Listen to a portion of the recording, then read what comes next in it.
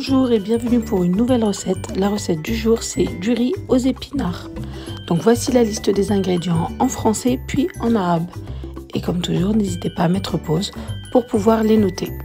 Donc dans un premier temps, je viens prendre mes oignons que j'ai lavés et épluchés.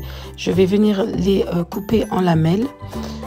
Voilà. Ensuite, je vais prendre une marmite dans laquelle je vais venir verser mon huile. Je vais mettre mes oignons à revenir.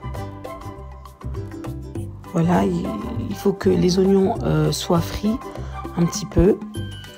Je tourne pour pas que ça colle à la marmite. Je mélange, pardon. Voilà. Donc, il faut bien insister sur le fait.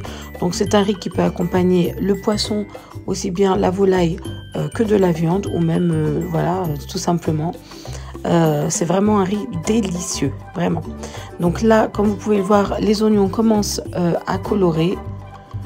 Vous voyez, ils ont pris cette couleur légèrement dorée. Vous pouvez les laisser frire encore davantage. Vous venez ajouter votre riz, donc à sec. Vous mettez votre sel, poivre, votre cumin, ainsi que votre ail semoule ou ail en poudre, ou même frais, c'est comme vous voulez. Vous ajoutez vos épices. Donc moi, j'ai mis curcuma. Et j'ai mis aussi une épice spéciale paella. C'est un peu spigol, hein, c'est un mélange de safran, de curcuma, etc. Ça donne un très bon goût au riz. Je m'en sers énormément. Vous venez ajouter vos épinards comme ça, grossièrement, qui ont été bien sûr lavés et essorés.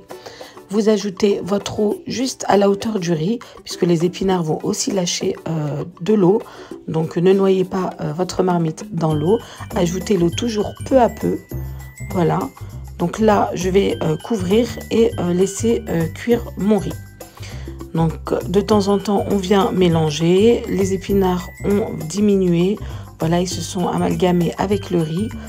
Moi, je l'aime comme ça grossièrement. Après, vous pouvez les hacher tout simplement.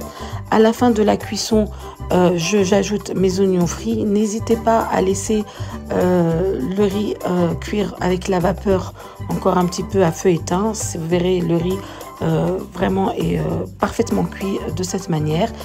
Voilà, la recette est terminée. J'espère qu'elle vous a plu. N'hésitez pas à commenter, liker, partager et à vous abonner. Et à très vite pour une nouvelle recette.